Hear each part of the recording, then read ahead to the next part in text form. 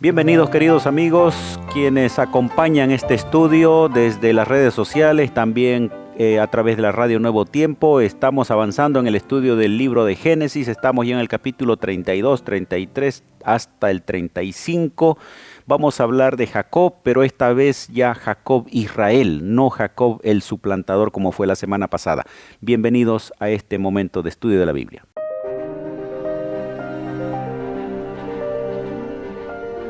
Axiomas, más allá de la evidencia.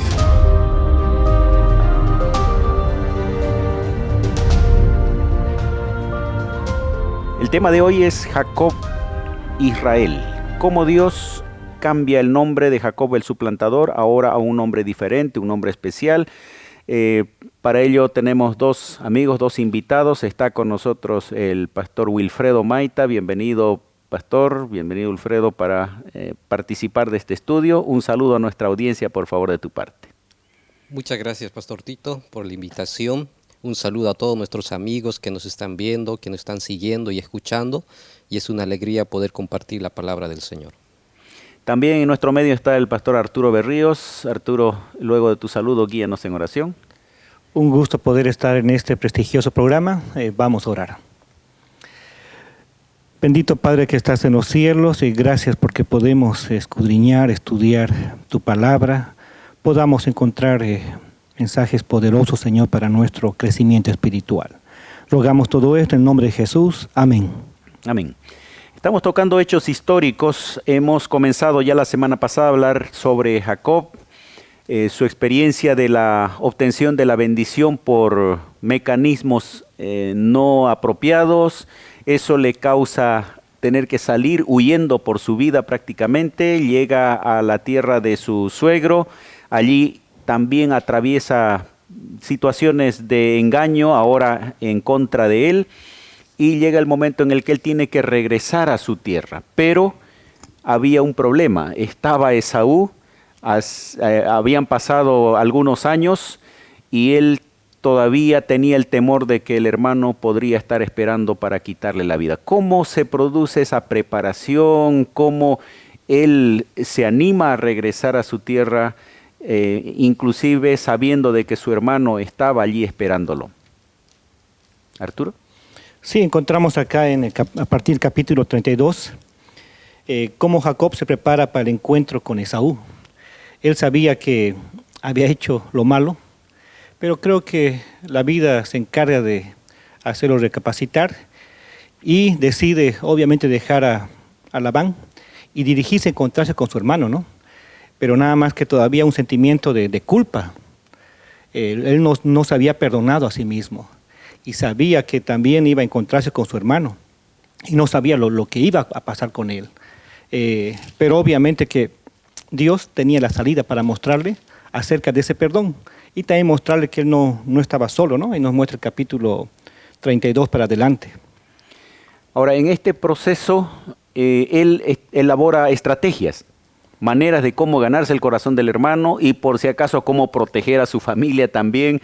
Sin duda alguna era un momento de angustia, ¿no? Un momento complicado para él porque quería volver al lugar de donde había salido, tal vez tenía el anhelo de que el hermano lo perdonara, pero no sabía.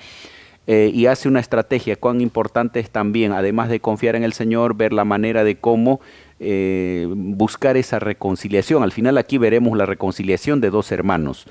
Wilfredo. Exactamente, pastor Tito.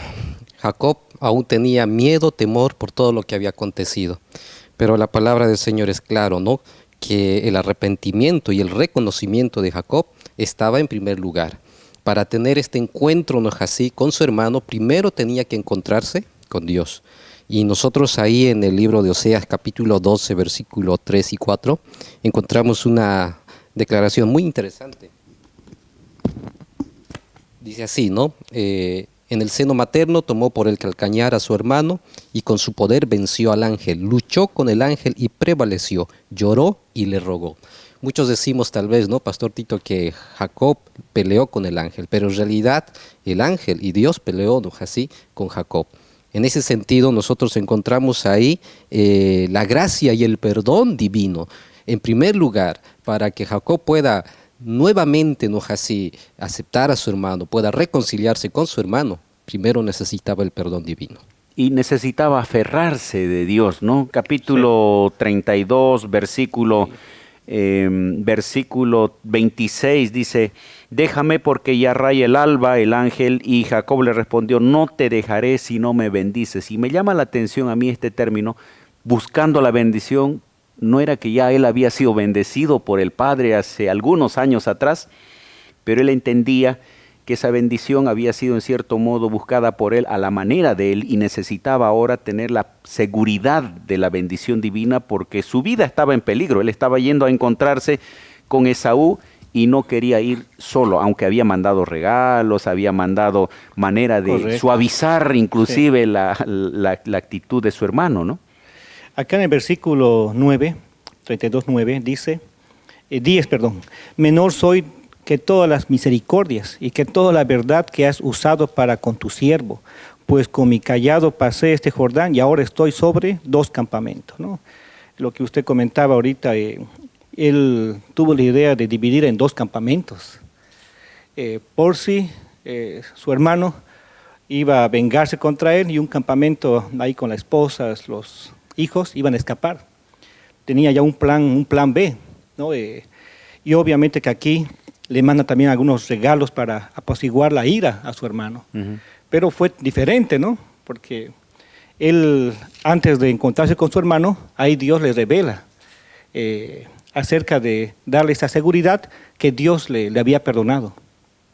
Ahora, el versículo 29, 32-29 dice, Jacob le preguntó, declárame ahora tu nombre. El varón le respondió, ¿por qué me preguntas mi nombre? Y lo bendijo allí. Y Jacob entonces dijo, o llamó el nombre de aquel lugar Peniel, que quiere decir rostro de Dios, porque dijo, vi a Dios cara a cara y fue librada mi alma. En realidad Dios mismo estaba allí personificado por este ángel y él ahora le da la bendición. En esa situación ahora él ya se predispone a encontrarse con su hermano, pero aún así todavía no llegó el encuentro. El capítulo 33 dice, alzando Jacob los ojos, miró y aquí venía Esaú, 400 hombres con él, y entonces todavía él repartió a sus niños de Raquel y Lea, a sus siervos, etcétera, etcétera. Ese fue el momento, diríamos, clave para ver cuál sería la reacción de Esaú. Yo no sé si en algún momento hemos necesitado reconciliarnos con alguien, hemos necesitado dar la cara y decirle, quiero que me perdones, pero tenemos que dar el paso, ¿no? Tenemos que animarnos, tenemos que pedirle que Dios nos guíe, nos ayude, reconciliarnos con Él, pero tenemos que avanzar. Y fue ahí el avance de Jacob. ¿Cómo le fue? Es verdad, ¿no?, que Jacob se había equivocado bastante, pero aquí nosotros vemos, ¿no?, así, cómo Dios dirige su vida. Tuvo un encuentro con Dios, ahora, ¿no?, así, el encuentro con su hermano. Y es interesante cuando leemos el versículo 3 del capítulo 33, ¿no?, cuando dice la palabra del Señor, y él pasó delante de ellos, se inclinó a la tierra 7 veces, ¿no?, hasta que llegó a su hermano.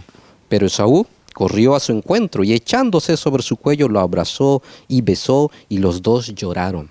Ahí nosotros encontramos, ¿no?, el perdón, ¿no?, así, de dos hermanos tal vez, ¿no?, así, que se habían equivocado, uno que tal vez quería matarlo al otro, pero en ese momento ese sentimiento, ¿no?, así, en la vida de Esaú desapareció, porque Dios estaba dirigiendo ahora la vida de Jacob. La reconciliación. Yo conozco casos de personas que a veces, aún siendo hermanos, se distancian.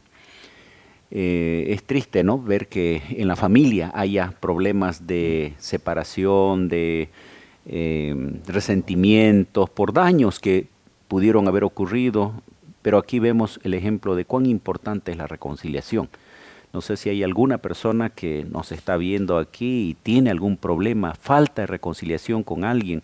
Este es el momento oportuno para seguir el ejemplo de Jacob, de Esaú, correr a los brazos de la persona en el momento oportuno, abrazarlo, reconciliarse, porque inclusive ese llanto ya era un llanto de alegría, de gozo, ¿no?, de hermanos que por décadas no se habían visto. ¿Qué más podemos mencionar sobre esto, Arturo, en relación a la importancia de la reconciliación? Sí, aquí nos muestra el gran encuentro, ¿no?, entre los dos hermanos. incluso ve el rostro de Dios, ¿no? Ahí pudo reflejar el versículo 30, ¿no? Y llamó Jacob el nombre de aquel lugar Peniel, porque vio a Dios cara a cara y fue librado mi alma, ¿no? Aquí encontramos la preparación que él tiene directamente con Dios, y creo que humanamente poder perdonar, eso no nace de la naturaleza humana, eso es divino, eso nace de Dios. Ahora es interesante que al final ellos se reconcilian. Esaú dice, ¿quiénes son ellos? Son los hijos que Dios le dio a tu siervo. Y luego Jacob le dice, bueno, vamos a ir ahora a casa. Esaú lo acompaña y Jacob le dice, mira, yo tengo poca gente acá, o digo, gente con ancianos, tengo niños, tengo ganado, tú anda, yo voy, no, yo te voy a proteger. O sea, una relación tal que se ve un interés ahora del uno por el otro. Minutos antes podría haber habido una angustia, pero cuando ellos decidieron ser guiados por Dios y decidieron también dar el paso de la reconciliación, el mundo cambió para ellos. Y fue todo completamente diferente. Me imagino la paz que debió haber sentido Jacob, ¿no?, en ese momento. Bueno, vamos a una breve pausa, queridos amigos. Vamos a seguir hablando de Jacob y ahora ya con el nombre de Israel.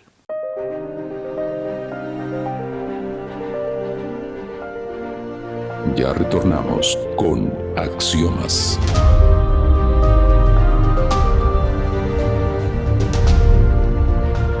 Amigos, estamos estudiando los capítulos 32 hasta el 36 del libro de Génesis. Hemos visto una experiencia muy llamativa ahí, la reconciliación de dos hermanos. Anteriormente Dios se encuentra, o Jacob se encuentra con Dios. Dios le cambia el nombre ahora, ya no más Jacob, sino Israel. Y sucede el momento grato, oportuno de los hermanos juntos nuevamente, en armonía, viviendo en fraternidad, sin duda alguna, un momento muy especial. Pero siempre existen a veces dificultades y ahí aparece un problema en la familia que ellos lo enfrentan no de la mejor manera. ¿Qué es lo que sucedió, Arturo? Bueno, aquí en el capítulo 34 nos muestra la deshonra de la hija, ¿no?, de Dina. Ahí el versículo 1, salió Dina, la hija de Lea, la cual esta había dado a luz a Jacob, a ver a las hijas del país, y vio a Siquén, hijo de Amor, el Jebeo, príncipe de aquella ciudad, y la tomó, y se acostó con ella, y la deshonró, ¿no? Ahí vemos que Siquén luego pide la mano de esta mujer, de Dina.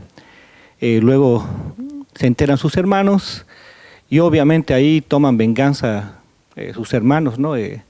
Yendo a tomar la ciudad, matando a todos los habitantes, y no solamente eso, ¿no?, sino también saquean todo lo que había en ese lugar. Aquí hay varios elementos que se mezclan, ¿no? Tal vez inclusive la cultura del lugar donde ellos vivían, las prácticas de los otros pueblos, cuán importante es justamente cuidar las relaciones de el cristiano con el resto de la gente, ¿no? Ellos terminaron ubicándose en un ambiente en el que, dice, Dina salió, pero allá se mezcló con personas que no eran de su pueblo y terminó en un problema serio, inclusive de matanzas. Ahora, la actitud de Jacob es también curiosa, ¿no?, porque él no reacciona de manera violenta, aunque los hijos sí lo hacen. ¿Qué más podemos aprender de esta situación, Wilfredo? Es interesante, ¿no?, cómo vemos una vez más que Jacob se equivoca, ¿no? Y aquí nosotros vemos la triste historia, ¿no?, de la violación de Dina. Es por esa razón que podemos decir como que Jacob se había descuidado acerca de su hija, del cuidado, ¿no?, que tenía que dar a Dina. Incluso cuando ella fue violada, ¿no?, así, él mismo no dijo nada. Eso dice la palabra del Señor. Más cuando llegaron sus hermanos, ¿no?, así, ahí ellos dijeron, no podemos hacer esto, ¿no?, de dar nuestra hermana a hombre incircunciso, ¿no?, porque eso es abominación entre nosotros. Ahí vemos, ¿no?, así como Jacob calla, ¿no?, así, ante esta situación. Pero cuando ya los hermanos toman venganza y sucede, ¿no?, la gran tragedia, ahí es donde Jacob, ¿no?, así, en el versículo 30 dice, ¿no?, me habéis puesto en un grave aprieto al hacerme odioso a los habitantes de esta tierra. Lo que todo hombre desea es tener paz, ¿no es así, Pastor Tito? Pero lamentablemente, ¿no?, cuando un hombre se equivoca, las consecuencias vienen a lo largo de los años.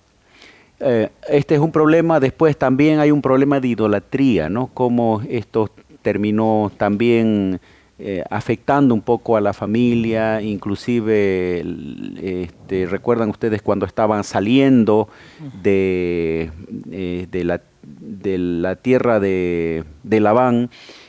Raquel tenía los ídolos, ¿no? Llevándose consigo, aunque esto tiene que ver también con cuestiones de propiedad, etcétera, pero también la idolatría había comenzado a entrar un poco en la familia de Jacob. Sí, encontramos acá en el capítulo 35, ¿no? Dios bendice a Jacob en Betel. Versículo 2 habla acerca de eso, ¿no? Entonces Jacob dijo a su familia y a todos los que con él estaban: quitad los dioses ajenos que hay entre vosotros y limpiaos y mudad vuestros vestidos. Lamentablemente ellos se habían llenado de muchas cosas que no deberían estar en las manos de ellos. Y eso provocó la idolatría, y obviamente que ahí Jacob hace una reforma, ¿no? En su hogar, en su casa, pidiendo que todo eso pueda ser destruido, ¿no? Puedan deshacerse de todo aquello. Versículo 3 dice: levantémonos, subamos a Betel y haré allí altar a Dios que me respondió en el día de mi angustia, y ha estado conmigo en el camino que he andado. Cuán importante es para las familias actuales también ver, tal vez no son ídolos visibles, no son imágenes, pero también puede ser que en la familia terminen habiendo cosas que nos aparten de Dios, y cuán importante es, ¿no?, que el padre o la cabeza de la familia pueda decir: bueno, limpiemos y busquemos al Señor, porque Él es el que nos ha guiado en el camino. Así es, Pastor Tito. Para renovar este pacto, este compromiso con Dios, no solamente es necesario cambiar de lugar, ¿no?, como lo estaba haciendo Jacob, sino también es necesario limpiar el corazón, ¿no?, cambiar el corazón. Aquí ya vemos a un Jacob con otra actitud, ¿no es así?, de un padre que quiere lo mejor para su familia. Y esta es la mejor decisión que él podría haber tomado, ¿no? Pero a pesar de eso, los problemas aún continúan. Bueno, versículo 15 dice: llamó Jacob el nombre de aquel lugar donde Dios había hablado con él, Betel, que significa casa de Dios, ¿no? Hay hitos en los que van marcando la experiencia, la vida de este hombre importante en el relato bíblico, y creo que también esos encuentros nos muestran que nosotros tenemos que tener encuentros con el Señor, tomar decisiones y buscar la presencia de Dios en nuestras vidas. Ocurre luego la muerte de Raquel, de la esposa de Jacob, y esta es la parte final de nuestra lección, ¿no? ¿Qué experiencia podemos, o qué es lo que podemos aprender de esta última parte? Arturo. Bueno, aquí nos muestra cómo Dios estaba dirigiendo la vida de Jacob. Ahí en el capítulo 35, ¿no?, versículo 16, muerte de Raquel. Obviamente que ahí también vemos ciertas cosas que no deberían pasar, ¿no? Pero lo leemos acá. Después partieron de Betel, había aún como media lengua de tierra para llegar a Éfrata, cuando dio a luz Raquel, y hubo trabajo en su parto. Aconteció que había trabajado en su parto, y le dio la partera: no temas, que también tendrás este hijo, ¿no? Ahí tenemos también una promesa al decir no temas. Y el versículo 18, aconteció que al salírsele el alma, pues murió, llamó su nombre Benoni, mas su padre lo llamó Benjamín, ¿no? Ahí hubo un cambio de nombre, ¿no? Benoni significaba hijo de mi tristeza, pero Benjamín es este hijo de la mano derecha. Bien, Benjamín después tendrá una parte importante en la historia futura, ¿no?, porque llega a ser el último hijo de Jacob. Tendrá una conexión muy estrecha con José, que vamos a comenzar a estudiar también, pero en todo esto estamos viendo la mano de Dios guiando, estamos viendo también el efecto del pecado, cómo actúa usando las debilidades humanas, las tendencias humanas para meternos en problemas, pero a pesar de eso, Dios siempre tiene el deseo de restablecer al ser humano. Así que la historia de Jacob, ahora transformado ya en Israel, es una historia de la presencia de Dios en la vida de este personaje importante de la Biblia. Vamos a una pausa final y luego volvemos con las conclusiones.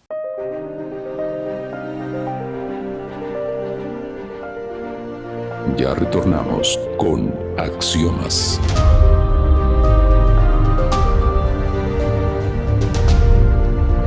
Amigos, hemos llegado al final de este estudio, Jacob, ahora Israel. Quiero agradecer a nuestros colegas que están con nosotros hoy. Gracias, Wilfredo, por compartir este estudio, y tienes unos instantes para decir tus palabras finales. Muy bien, queridos amigos, solamente mencionarles, ¿no?, que toda esta historia, relato, ¿no?, así buenos, malos, amargos que nosotros encontramos, fueron escritos para darnos una lección, que nosotros no debemos de pasar por el mismo error. Jacob se equivocó, es verdad. Su nombre, ¿no?, así representaba el pecado, la mentira, pero ahora, ¿no?, así su nombre, Israel, representa la victoria. De esa manera, querido amigo, el perdón divino está disponible. Dios está dispuesto para poder perdonarnos siempre y cuando nosotros también busquemos el arrepentimiento. Arturo, también gracias por estar con nosotros. De igual forma, tienes unos instantes para la conclusión. No, gracias a ustedes por la invitación. Me gusta la frase, el rostro del hermano, ¿no? Qué importante que nosotros podamos perdonar, podamos ver el rostro de cualquier persona y podamos estar con la conciencia tranquila, ¿no? El perdón es algo vital para nuestra salvación, porque si no perdonamos, tampoco Dios nos da su gracia, su perdón. Tenemos que perdonar. Precisamente estaba viendo ese versículo, capítulo 33, versículo 10, dice, y Jacob le dijo, no, te ruego que si ha hallado gracia ante los ojos de Dios, acepta mi presente, porque he visto tu rostro como si hubiera visto el rostro de Dios, porque con tanto favor me has recibido. Queridos amigos, queremos insistir en el tema de la reconciliación. Cuando nos reconciliamos, podemos ver inclusive en el rostro de la persona el amor, la misericordia de Dios. Que no dejemos pasar esta oportunidad. Si hay algún caso en el que necesitemos reconciliarnos, aprovechemos la oportunidad para hacerlo. Que Dios bendiga a cada uno de ustedes.